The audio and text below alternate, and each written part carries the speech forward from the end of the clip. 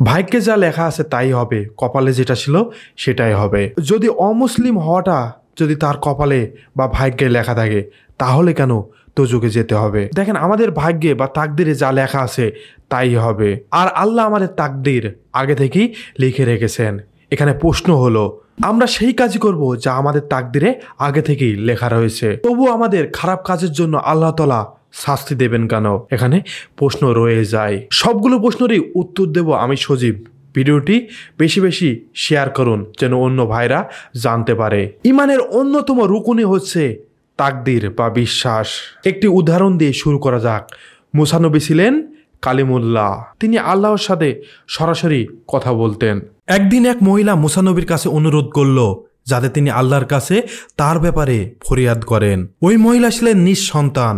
তিনি চাচ্ছিলেন মুসা নবী যাতে আল্লাহর কাছে অনুরোধ করেন আর আল্লাহ তাকে যেন সন্তান দান করেন। মহিলাটির বিবাহিত জীবন অনেক দিন পার হয়ে গেছিলেন। মনে প্রাণে তিনি মা হতে চাচ্ছিলেন। মুসা নবী আল্লাহর কাছে চাইলেন। আল্লাহ জবাব দিলেন, সেই মহিলা বন্দা, সে সন্তান জন্মদানের অক্ষম। মুসা নবী মহিলাকে এই কথা জানালো, সে চলে গেল। আমি বা আপনি যদি আল্লাহর কাছ থেকে এই ব্যাপারে জানতে পারতাম, আমরা হয়তো থেমেই যেতাম। আমরা কিছুদিন কিছু দোয়া করে হতাশ হয়ে যায়, অনুযোগ করে বলে ফেলি আল্লাহ কখনোই আমার দোয়া শোনেন না। কিন্তু ওই মহিলা ক্রমাগত আল্লাহর কাছে দোয়া করে যাচ্ছিল।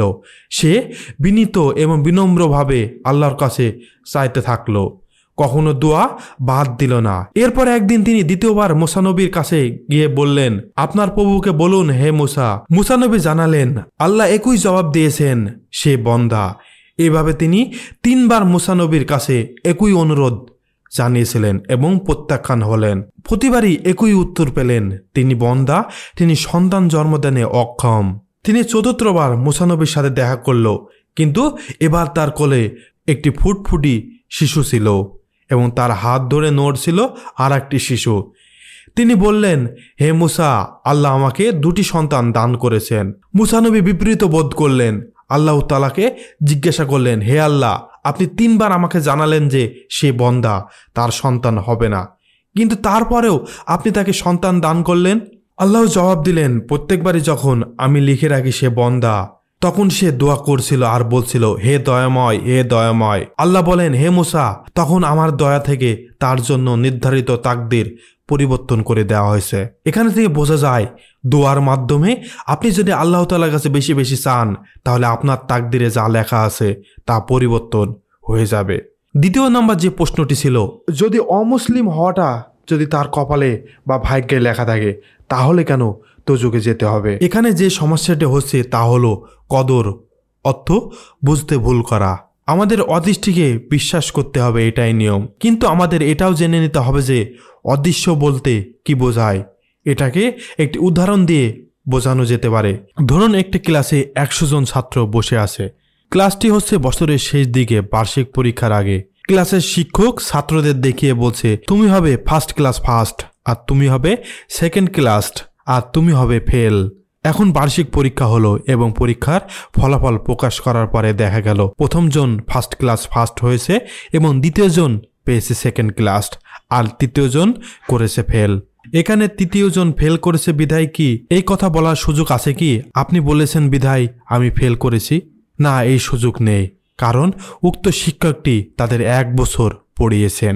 তাই তিনি তার অভিজ্ঞতা থেকে অনুমান করেছেন যে কার পরীক্ষায় ফলাফল কি হতে পারে। এখানে শিক্ষকের অনুমানের কোনো দোষ দেওয়ার সুযোগ নেই।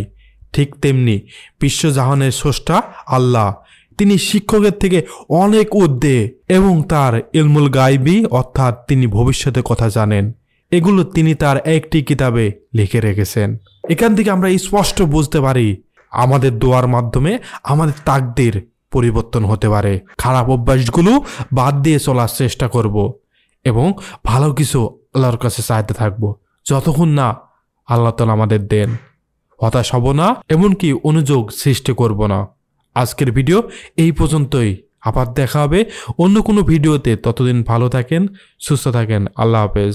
এটা নেওয়া হয়েছে বিপাদ যখন নিয়ামত, পৃষ্ঠা নাম্বার 57 বই থেকে।